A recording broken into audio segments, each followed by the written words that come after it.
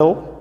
तो आज हम जो उत्तराखंड अधीनस्थ आयोग से जो परीक्षा हुई है ग्रेजुएट लेवल की, उसमें जो नॉर्मलाइजेशन हुआ है जिस पे काफ़ी विवाद चल रहा है, उस नॉर्मलाइजेशन के फॉर्मूले को थोड़ा समझने का प्रयास करेंगे और उसको आसान भाषा में उसको समझते हैं। जो आयोग की वेबसाइट है, उस आयोग की वेबसाइट पे एक नॉर्मलाइजेशन फॉर्मूला दिया गया है। ये एक फॉर्मूला है MIJ -MQ⁻MT, ये इस टाइप का एक फॉर्मूला दिया गया है। इसमें जो सारी टर्म्स हैं उन सभी टर्म को हम आसान भाषा में समझते हैं। तो MIJ जो लिखा गया है इसमें, ये उस पर्टिकुलर कैंडिडेट के किसी शिफ्ट में जो नॉर्मलाइजेशन मार्क्स हैं वो है। यानी कि I जो है वो शिफ्ट को डिनोट कर रहा है यहाँ पर, और J यहाँ पर कैंडिडेट को डिनोट कर रहा है। ठीक है, तो वहीं बात करते हैं हम इस टर्म की। ठीक है, जो ये टर्म दी गई है M⁻T, इसका मतलब है कि जो टोटल सभी सेशन में 3 शिफ्ट में एग्ज़ाम हुआ है, उन तीनों ही शिफ्ट में जितने भी कैंडिडेट ने एग्ज़ाम दिया है उसमें 0.1% जो टॉप स्टूडेंट हैं उनके एवरेज मार्क्स को डिनोट करता है ये M⁻T। यानी सपोज जैसा कि आयोग ने बताया कि 1,42,000 उम्मीदवार ने परीक्षा दी है, ठीक है, तो उसका अगर हम 0.1% लेते हैं तो ये हो जाएगा हमारे पास 142। तो 142 जो कैंडिडेट हैं टॉप के, उन 142 कैंडिडेट के जो एवरेज मार्क्स हैं, सपोज अगर हम ये मान लेते हैं कि भाई 142 में किसी के 80 मार्क्स हैं, किसी के 81 हैं, किसी के 79 हैं, किसी के 78 है, तो उनके 142 के जो एवरेज मार्क्स हैं, ठीक है, वो है ये MT सभी शिफ्ट के। ठीक है, उसके बाद हम बात करते हैं M⁻Q की। ठीक है, अब ये जो मार्क्स हैं कि जितने भी कैंडिडेट ने पार्टिसिपेट किया है एग्ज़ाम में, उन सभी के एवरेज मार्क्स सभी शिफ्ट के, उसको डिनोट किया गया है M⁻Q से। यानी कि जो 1,42,000 उम्मीदवार है उन सभी ने जितने भी मार्क्स गेन किए हैं टोटल डिवाइड कर देंगे 1,42,000 से, तो उनका एवरेज मार्क्स, यानी कि जो एवरेज मार्क्स हैं उनका मीन प्लस स्टैंडर्ड डेविएशन, एक चीज़ और लिखी गई है इसमें, मीन प्लस स्टैंडर्ड डेविएशन इसको कहा गया है। तो जो मीन आएगा 1,42,000 का प्लस जो स्टैंडर्ड डेविएशन की हम बात यहाँ नहीं कर रहे हैं, मैथमेटिकली फॉर्मूला है, सिर्फ हम इस फॉर्मूले को समझने का प्रयास करेंगे।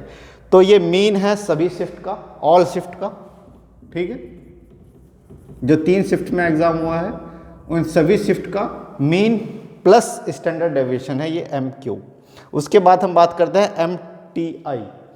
तो ये I क्या है, जो शिफ्ट डिनोट करता है एक पर्टिकुलर शिफ्ट। 3 शिफ्ट में एग्जाम हुआ है, तो फर्स्ट शिफ्ट में जो एग्ज़ाम हुआ है, या सेकंड शिफ्ट में जो एग्ज़ाम हुआ है, या थर्ड शिफ्ट में एग्ज़ाम हुआ है, उसमें जो टॉपर स्टूडेंट रहे हैं, जैसे हम बात करते हैं फर्स्ट शिफ्ट की, सपोज उसमें 50,000 लोगों ने एग्ज़ाम दिया।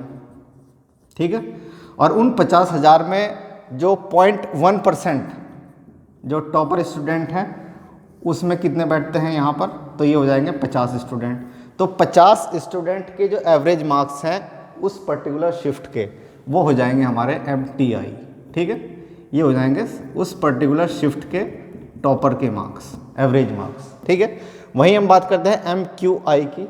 तो ये हो जाएगा उस पर्टिकुलर शिफ्ट में मीन मार्क्स, जो टोटल जितने लोग उसमें बैठे हैं, सपोज 50,000 लोग बैठे हैं, तो उनके mean marks plus standard deviation उस पर्टिकुलर शिफ्ट का। ठीक है, उसके बाद हम बात करते हैं MIJ की। ये है उस शिफ्ट में पर्टिकुलर स्टूडेंट के कितने मार्क्स आए हैं, यानी I शिफ्ट में jth स्टूडेंट। सपोज हम किसी स्टूडेंट का कैलकुलेशन करेंगे तो उसके जो एक्चुअल मार्क्स आए हैं उस पर्टिकुलर शिफ्ट में, वो वैल्यू यहाँ रखी जाएगी।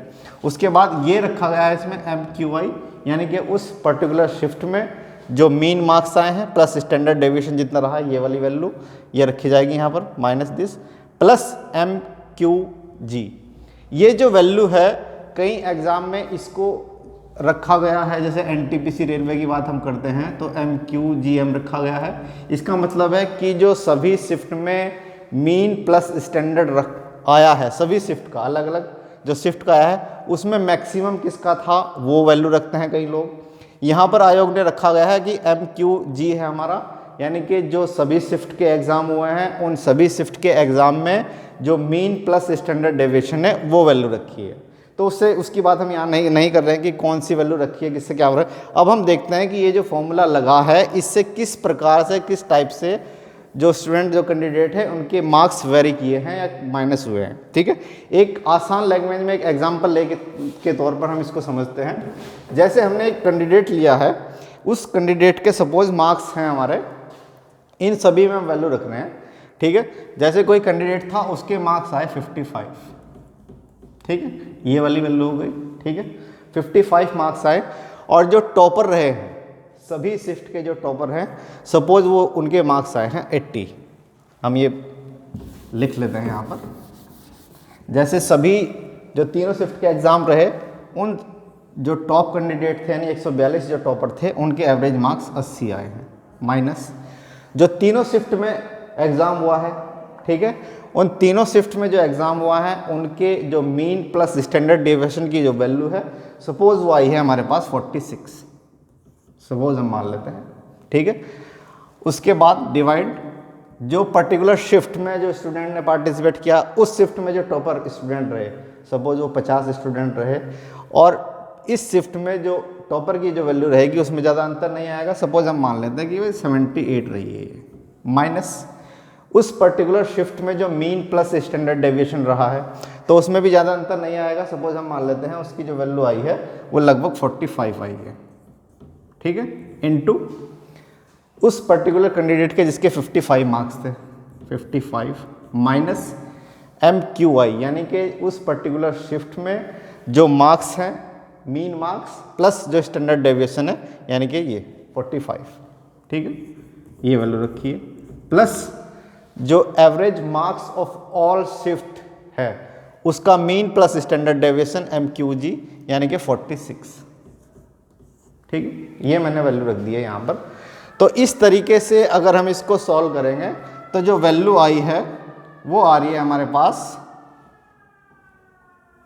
56.303 करके कुछ वैल्यू आ रही है, यानी कि जिसके मार्क्स 55 थे, ठीक है, उसके मार्क्स यहाँ पर 56 हो गए। ठीक है, तो लगभग यहाँ पर 1 पॉइंट समथिंग का जो है उसको फ़ायदा हुआ है। ठीक है, अब आयोग ने एक विज्ञप्ति जारी की है कि भाई फर्स्ट शिफ्ट, ये तो थी बात हम कर रहे थे, एक कैंडिडेट जिसके मार्क्स 55 थे।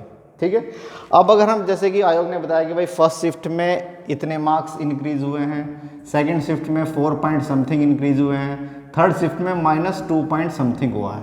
ठीक है, अब हम थर्ड शिफ्ट की बात करते हैं जहाँ पर मार्क्स जो है वो माइनस हुए हैं। ठीक है, अब अगर हम इस फॉर्मूले को देखते हैं, ठीक है, तो मैथमेटिकली मार्क्स कम होने का जो केस है वो अगर हम देखते हैं, तो अगर ये वाली जो पूरी टर्म है हमारी वो माइनस हो किसी तरीके से, अगर ये जो टर्म है हमारी,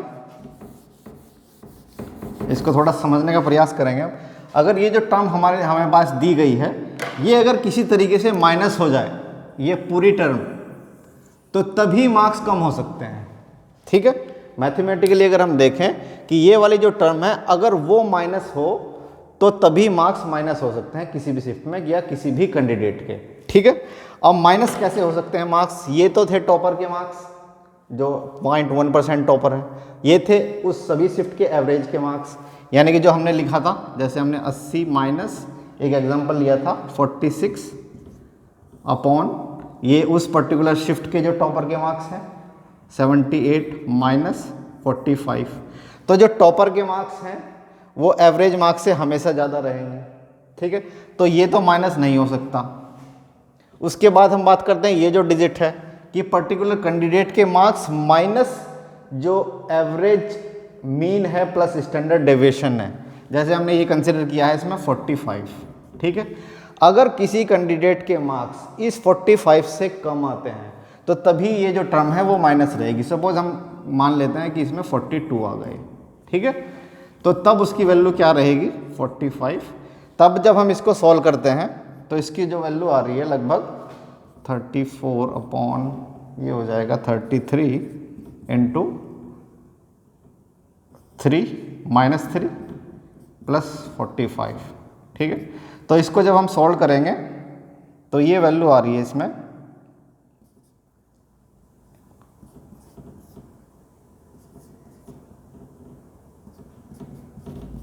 लगभग 3 मार्क्स का यहाँ फ़र्क पड़ रहा है और -3 मार्क्स हो रहे हैं, लगभग 42 पॉइंट समथिंग आ रहे हैं इसके, ठीक है, इस केसेस में। तो अब ये चीज़ एक समझ में नहीं आ रही लोगों के, मेरी समझ में भी नहीं आ रही है कि सभी कैंडिडेट जो थर्ड शिफ्ट में जिन्होंने पार्टिसिपेट किया है उन सभी कैंडिडेट्स के मार्क्स क्या एवरेज मार्क्स जो हमने लिए हैं उस शिफ्ट में उस एवरेज मार्क्स से ज़्यादा नहीं आए हैं। भाई ये मार्क्स माइनस तभी हो सकते हैं जब ये वाली जो टर्म है वो माइनस रहेगी। तो ये टर्म माइनस होने का केस क्या है कि जो एवरेज जो उस पर्टिकुलर शिफ्ट में जो मीन प्लस स्टैंडर्ड डेविएशन आयोग ने माना है उस मीन प्लस स्टैंडर्ड डेविएशन से ज़्यादा किसी भी स्टूडेंट्स के मार्क्स ना आए तो तभी ये टर्म माइनस हो सकती है। तो क्या एक भी कैंडिडेट के मार्क्स इससे ज़्यादा नहीं आए हैं? अगर एक भी कैंडिडेट्स के मार्क्स इससे ज़्यादा नहीं आए हैं तो सभी के मार्क्स माइनस होंगे, ठीक है। दूसरी चीज़, अगर फर्स्ट शिफ्ट और सेकंड शिफ्ट जिसमें मार्क्स इंक्रीज हुए हैं, क्या उसमें एक भी स्टूडेंट ऐसा नहीं था कि जिसके मार्क्स इस जो स्टैंडर्ड डेविएशन है उससे कम ना आए हों? क्या सभी के मार्क्स उस एवरेज स्टैंडर्ड डेविएशन से ज़्यादा ही आए और सभी के मार्क्स इंक्रीज हुए हैं? तो ये कुछ सवाल हैं जिनके लोग जवाब तलाश रहे हैं इस स्टैंडर्ड डेविएशन के फॉर्मूले से। तो उम्मीद है कि ये आप लोगों की समझ आया होगा। Thank you.